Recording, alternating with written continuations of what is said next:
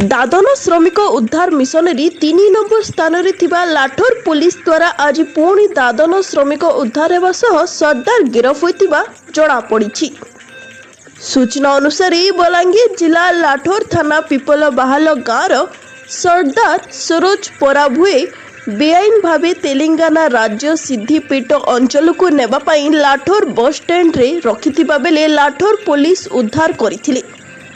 उद्धार दादन श्रमिक माने पाटनागढ़ रलंबा पद्मपुर अंचलर होइथिबा बेले तन्मध्यरे 10 जण महिला 9 जण पुरुष और 3 जण शिशु रहिछंती। सरदार नारे लाठोर पुलिस केस नंबर 295 दफा 25 रे विभिन्न मामला रुजु करी पाटनागढ़ कोर्ट चालान करिथिबा थाना अधिकारी रमाकांत साहू सूचना दैछंती। लाठोर जनतार आवाज ब्यूरो रिपोर्ट।